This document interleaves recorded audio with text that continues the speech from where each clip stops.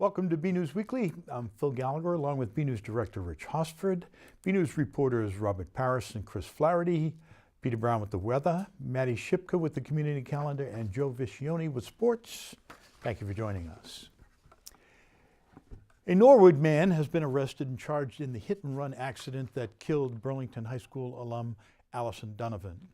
Middlesex District Attorney Marion Ryan announced on Thursday that Edward Clark, 55, has been charged with leaving the scene of an accident causing death in connection with the fatal hit-and-run that occurred on Powder House Boulevard on February 8th.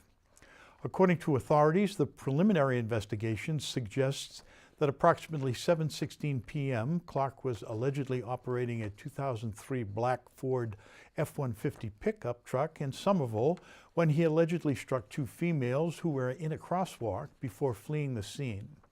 Somerville police subsequently responded and both women were transported to area hospitals. Donovan, 40, of Somerville, was transported to Mount Auburn Hospital where she was pronounced dead. The other victim was treated and released. Following the crash, investigators worked with community partners to locate several images recorded immediately following the crash, believed to be the suspect's vehicle. On Thursday, a Tufts University police officer located a truck with front-end damage believed to be the suspect vehicle. Investigators located the suspect and registered owner of the vehicle and subsequently placed him under arrest. Clark was scheduled to be arraigned Friday in Somerville District Court.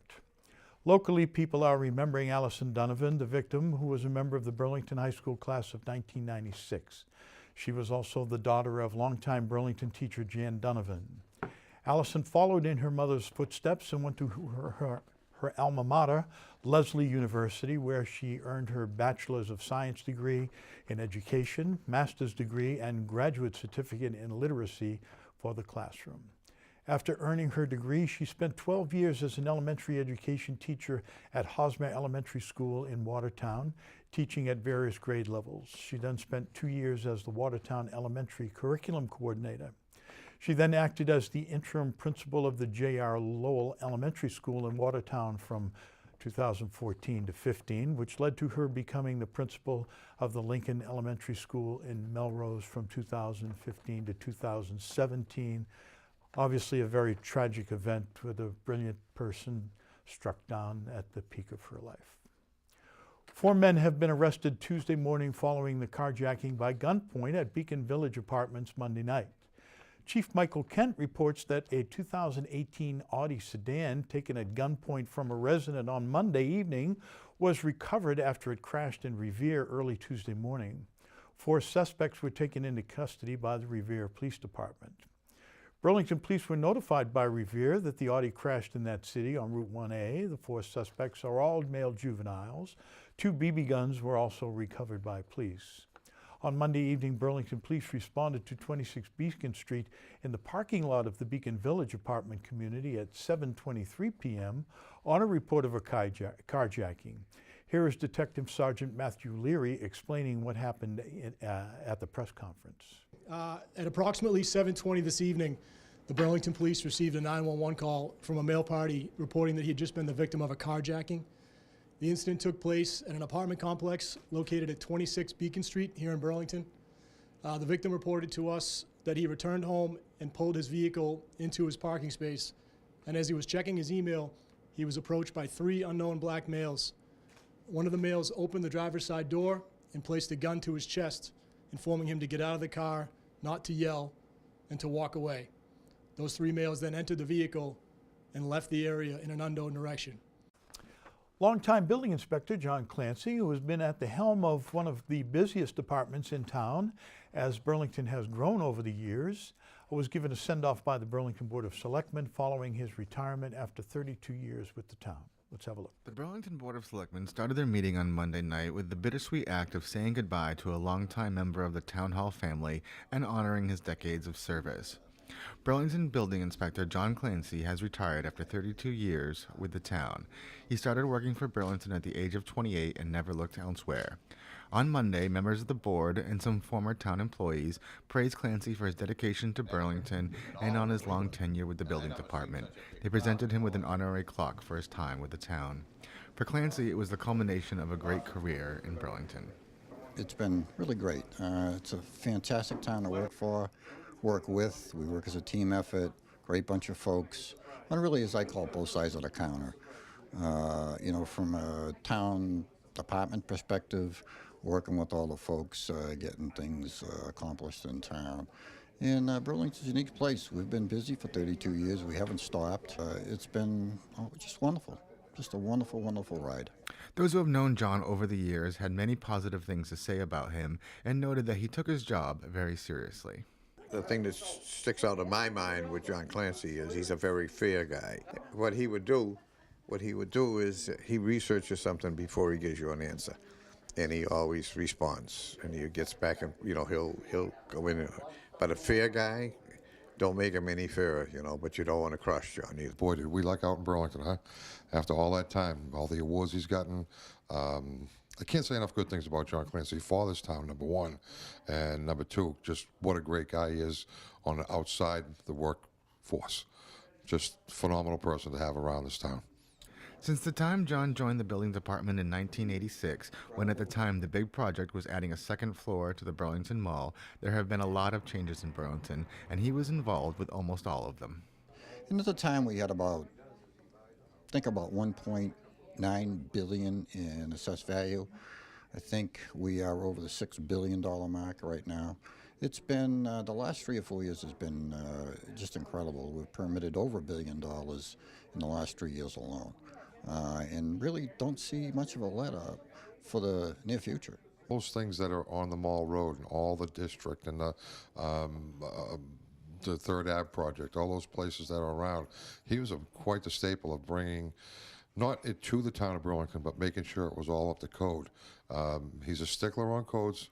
He does his thing, but as you can tell, the town has really, really progressed and come a long way with his help. I mean, the growing pains that we have gone through in the last 2 to 3 decades, John's responsibilities were enormous. I know Joe mentioned the commercial sector, but you also got to keep in mind the residential sector. You see how much redevelopment is going on in Burlington. Those folks also require the inspection services from John's department. So he's done an outstanding job with a small staff, and I certainly wish him well. He's a great guy. Finally, I asked Mr. Clancy what he will miss most about working for the town of Burlington. I think the thing I'm going to miss the most is the people. I'm a people person. It's been really a great bunch of folks. Very well trained, very well educated bunch of folks here in this town. Staff is great. It's going to be missed coming in, on a day-to-day basis. And that's what I'll miss most is the people. Yeah, great bunch of folks. From Burlington Town Hall, I'm BNEWS Director Rich Hosford. Give you an idea how busy John has been. In 2018, Burlington approved more than $375 million in projects, generating $3.7 million in billing fees. I sat down with John for a BNews special about his work in Burlington. Look for that special in the upcoming days on BCAT and on our website at bcattv.org. A proposal for the town of Burlington to purchase a residential home in an attempt to block a developer from tearing it down and putting up a commercial enterprise will not be needed. That's on Sear Street, as you know. Board of Selectmen Chairman Chris Hartling confirmed to BNews on Monday that the 17 Sear Street property has been sold to a realty company and not the developer who had been seeking to buy the property for the purpose of building a daycare center in the residential neighborhood. As reported on BNews, many residents attended a special Board of Selectmen meeting last week to express their opposition to the property being sold for commercial use. Many said they didn't think a daycare was the right fit for the residential neighborhood. Further, because it is located near the town common and town center, they argued a commercial entity would bring unnecessary traffic congestion to an already busy area that could possibly impede emergency vehicles departing from the police and fire departments. The board was to vote on Monday on the proposal to ask town meeting for funding to allow the town to buy the property and take roughly 10,000 square feet of the property for the town and sell the home with the remaining 23,000 square foot lot. The reduced lot size would still have made the property consistent with the size of the average family home and the town bylaws, but not big enough for a commercial entity, thereby ensuring the site would remain a residential home. However, that situation has been averted with the new deal between the homeowner and the realty company. Hartling said there's no further action needed by the selectmen in this matter. Word out of Town Hall is that Robert Murray of Murray Real Estate is the new owner of the property and has no plans for a commercial development there. A United Kingdom-based furniture store opened its doors at Wayside Plaza. Oak Furnitureland is a unique store where customers can browse a variety of home decor made exclusively with solid hardwood. BNews reporter Robert Paris went to the store's grand opening and ribbon-cutting ceremony and has this look. A brand new facility that offers hardwood-made furniture has just opened its doors in Burlington. This week I went to attend the grand opening of the brand new store, Oak Furnitureland. So Oak Furnitureland was founded in 2003, started from very humble beginnings. We were reselling on eBay. Within the course of the first 12 months we became the biggest reseller of solid hardwood furniture within the eBay site in the UK. And during the course of the last 16 years, we've seen the business grow significantly.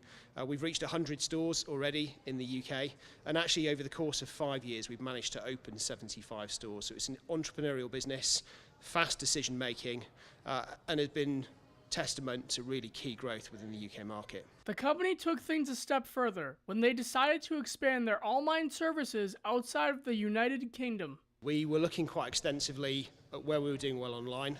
The geography pointed us very much towards Boston and Massachusetts. And then we looked at the key areas. So we looked at Framingham, we looked at Avon to the south, and then we looked at Burlington as well. We really fell in love with the park and the site, and we thought it was a great first location. But actually, we then asked our customers what they thought. And when we asked our customers through 4 different qualitative research groups, 80% of customers said Burlington is the place you should start. So it's a good story in as much as we've listened to our consumers. Not only is this the first store in Burlington, this is the first store in the United States. So this is our first store actually in the US. Delighted to be here. We've been looking at it probably for about 3 years now. We came into the US in 2015 with an online proposition, and we've seen that build quite considerably. And there's been real strength, particularly within the Massachusetts and the Boston area as well.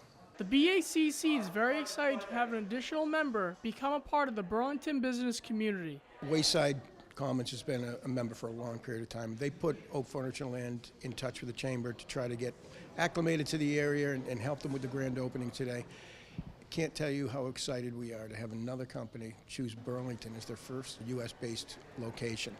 They've got a great online presence already in the States, but this is their first retail location, and it's a beautiful facility. Customers will experience a different type of new and exotic styles of furniture when they visit the store. We're hugely excited to be here. We're very proud. We recognise that Boston and Massachusetts is a tough market. There's some great players here within the broader market. But we think that our proposition is unique. We're the only ones, we believe, in the market with a USP. Everything is 100% solid hardwood, but it's at really accessible pricing as well. So we're here to break the paradigm in the market, which is you can have great quality for an outstanding price. So we're excited to be here. We're very humble about the fact that we're here, but we're here to stay. From Wayside, I'm Robert Paris for BNEWS Weekly. Like one of those oak or mahogany bookcases. Burlington's most recently opened liquor store will have to close for a day after failing an alcohol compliance check. Representatives from Total Wine and More were before the Board of Selectmen meeting on Monday night for a hearing after an employee of the store sold a 6-pack of beer to an underage female working with the Burlington Police during a December 12 sting. Police Chief Michael Kent read a report from Officer Keith Shepard, who conducted the sting with the help of 2 Burlington High School students. In the report, Shepard said the group hit almost all the businesses in town, which the chief does every 2 to 6 months, to all the businesses that sell alcohol, and that Total Wine and More was the only one to fail this round of compliance checks. Representatives of the business did not contest the fact that the alcohol was sold to a minor, but did raise a minor point of fact concerning how the transaction was made. They say that under the Massachusetts Alcoholic Beverages Control Commission's guidelines, a sting is supposed to end once an ID is asked for. However, according to reports, when the minor was asked for her identification, she said it was in the car and offered to go get it. It was at this point the cashier said not to bother and sold the minor the alcohol. Technically, they argued, under the guidelines, she should have left as soon as the ID was asked for. After pointing out this possible discrepancy in procedure, the store reps were quick to point out that they didn't want to argue the larger point that alcohol was sold to an underage person. In fact, they expressed remorse and said more training will be conducted in the Burlington store. Members of the board said they appreciated the seriousness shown by the representatives of the company. However, in the end, they did vote to find that a violation had occurred and applied the standard penalty of a first-time violation with a one-day liquor license suspension. Normally, the suspension is applied to the following Monday, but in this case, they agreed with the store representative's request that it be applied to Monday, February 25th, instead to give them time to adjust staff schedules. A decision by the Burlington Board of Selectmen to revoke Burlington Beer Works liquor license has, due to a long period of inactivity, has been overturned by the state. The Massachusetts Alcoholic Beverage Compliance Commission, or ABCC, said in a decision following a January 10th hearing that the town did not give the licensee sufficient time to either start operating its business or to attempt to transfer it to another entity. According to the ABC's regulations, the license authority, in the case the selectmen, must give 6 months warning. As reported on BNEWS, the Board of Selectmen in September of last year voted to revoke the license after warning the business in January that it either had to start operating its business in the Crossroad Plaza at 34 Cambridge Street or transfer the license to a viable third party or face revocation. This would seem to meet the requirements of the ABCC, but in the decision they said that because the selectmen closed the public hearing on January 22nd and did not revoke the license during that hearing, its closing also meant the licensee's note of possibility of revocation cancellation was also closed, a mere technicality. On August 3rd of last year, the board gave the licensee notice of the September 10 hearing on the assumption that it was more than 6 months after the January meeting. However, as stated, the ABCC did not consider the January meeting a valid warning of revocation in its decision on the matter. Town Administrator John Petrin said another hearing is being scheduled for March for the Board of Selectmen to consider further action. However, any decision to revoke the license, which has gone unused since it was issued in November of 2015, will have to wait another 6 months. In that time, the business could try and transfer it to the third party.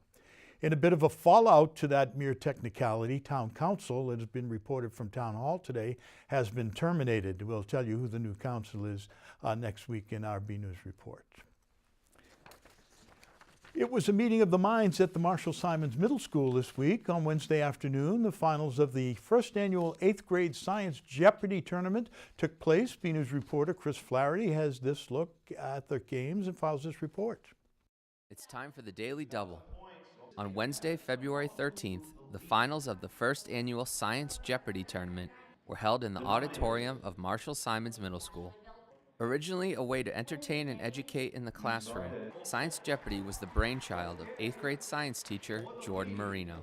It just started as like a classroom entertainment type of thing to prepare for a test or something to do maybe the last day before a vacation that was fun but also engaging and scientific. And then it just became a little bit more and more known, and then it got promoted to auditorium level. Jordan presented the Science Jeopardy tournament to his students as an optional extracurricular activity with an outstanding response. I gave him a piece of paper and I said, okay, this is a draft pick form.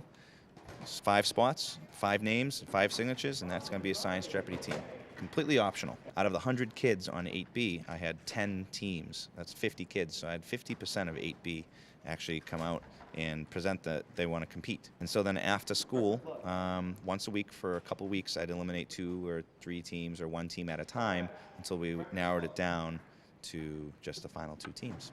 Those final 2 teams were the Breakfast Club and the Denominators. After a competitive 2-round matchup, the Breakfast Club emerged victorious. It just feels really good to win because we put a lot of effort into just reviewing and studying to make sure that we knew our stuff for this. So to win, it does feel like our time was put to good use. We were all FaceTiming last night, and we just put a lot of effort into it, and we worked really hard because we knew that we really wanted to win this. We've always stuck together and we've always worked together, and yeah. We have had so many nerves coming in. We weren't sure what to expect and if we would be able to get the answers or not. So to have it all over, and especially with the win, it's just a perfect ending to the story. Looking ahead, Jordan hopes that both participants and spectators alike will see the value of Science Jeopardy beyond a healthy competition, and the facts that they were quizzed on is the foundation for their education in the years to come. Everyone in the audience who did not want to put it in for a team, who enjoyed the show, I hope that they saw that some of the stuff was, was still up there, and stuff that a lot of other kids didn't forget. Because the kids up here competing remembered all these things. And so some people in the audience saw these questions and maybe remembered the questions but didn't quite remember the answers. And so I think it's kind of, I think it's empowering for some of the kids to display the retention of this knowledge as they move to the high school. 8th grade is a very formative year, and all the knowledge that was up on this Science Jeopardy was 6th, 7th, and 8th grade. And so hopefully they'll see moving forward into the high school that all the knowledge that they learned here is a foundation for everything that they're going to learn and build on when they go to the high school. Now it's time for Final Jeopardy! This is the usual sign-off line of this BNews reporter. What is, until next time, this is Chris Flaherty for BNews Weekly. Watch out, the ladies are storming science and technology. Stay tuned to BCAT's Education channel for our complete coverage of the Science Jeopardy finals. An old and mostly vacant set of buildings might soon be replaced with an office building. According to paperwork filed with the Burlington Planning Department, BSC Group, on behalf of their client Iconic Capital LLC, is looking to tear down the two buildings at 328 and 330 Cambridge Street and build a new one-story office building. One of the buildings in question is the two-story wood building that until recently was home of Given Irwin Florist. The building also houses a single apartment. The second building is a small one-story shed. According to the special permit paperwork, Iconic Capital is looking to tear down both structures and build a 21,500 square foot office building. The project also includes construction of two new access driveways, one from Cambridge Street and one from Chestnut Avenue. Finally, for anyone wondering about Given Irwin Florist, they posted on their Facebook page on February 10th that they have moved to 165 Bedford Street. Given Irwin, as you know, is a longtime business resident of Burlington. Okay, where am I? Okay, the Burlington Board of Selectmen approved the use of funds from the Disability Access Commission account that are garnered from fees paid by handicapped parking violators.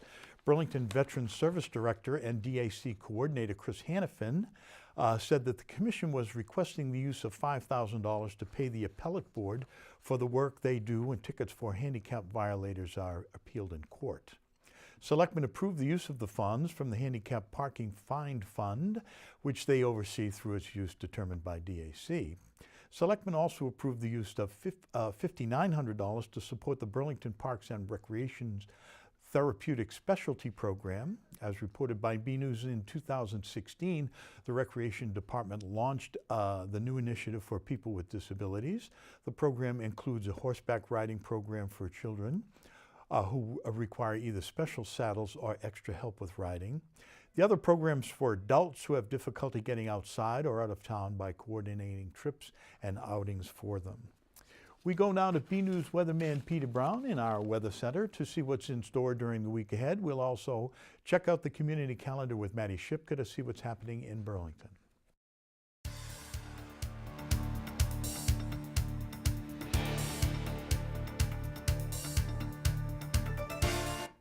Well, hello everyone, and this is Peter Brown with a look at your weather for the next 7 days. And here we are already into the middle of February. I can't believe how fast the time is going by. We do see a light at the end of the tunnel. We only have a few more weeks left of winter. As we start out our period on Friday, though, it's actually not going to feel really like winter. We're going to have another nice day for us here in February. Temperatures in the mid-40s, maybe nudging up towards 50, and actually some fairly pleasant conditions out there. We earlier thought we were going to be seeing some rain on Friday, but it doesn't look like we're going to see much in the way of that now, so that's great news. And again, we're going to be starting out, like we said, a little bit above average for this time of the year, so that's really going to be nice if you have to be out and about tomorrow in the Burlington area. As we get towards the end of our period, I know it's hard to believe, getting towards the tail end of February now, our average highs, as you notice, keep going up, so we should be near 40 at that time of the year, but unfortunately, looks like we're going to see some chilly weather return as we get to the end of the period. But of course, as you still notice here, the days keep getting longer and longer, and that's surely a sign that we are heading towards spring. Now, as we go ahead, I'm going to show you a little bit about what we're expecting for our highs and our precipitation coming up for the next 7 days here in the Burlington area. Now, according to this map from the Climate Prediction Center, it looks like up in our area here, up in the Burlington area and the rest of New England, looks like we're expecting maybe some above average precipitation, and that's going to be reflected later on in our forecast when I show you next week. We may have some unsettled weather. As we go ahead and look at what we're expecting for our average highs for the next week or so, we're going to see that the temperatures are going to be a little bit on the cool side, kind of, not anything nice and warm like it is down here in southern Florida. Actually, if you're going anywhere in the lower 48, it looks like they're expecting below average temperatures. But of course, we're just worried about ourselves here with these cooler than average temperatures looking like they're heading our way. So as we go on, let's take a look at our 7-day forecast, take a look at those weather and temps coming up. Again, on Friday, we put that chance of showers in there, and that might be all we might be seeing on Friday is just some maybe light, spotty showers. And again, temperatures topping out in the mid-40s, maybe up to near 50, so a real pleasant day if you have to go out and about in Burlington on Friday. Now, as we get into Saturday and Sunday, we're going to have fairly average temperatures, but some pleasant conditions. And we should have actually put on this map between Sunday and Monday, Monday being President's Day and the start of school vacation week next week, we may see some light snow trying to nudge its way in here Sunday night into early Monday. Doesn't look like much right now. We'll just have to keep an eye on it. Nothing really to worry yourselves about. Well, look at this as we get into Tuesday.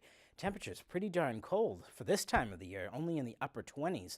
And of course, when we get into Wednesday, that might be where we have to keep an eye on maybe a messy mix of some rain and snow making into the Burlington area. Again, doesn't look like anything plowable right now, but we'll keep an eye on it with temperatures again only in the mid-30s. And of course, closing out the week, look at that, a real shot of Arctic air for this time in February. Temperatures not making it out of the mid-20s and those cold nights down in the lower teens. So everyone, get out there, enjoy the week, and have a great week.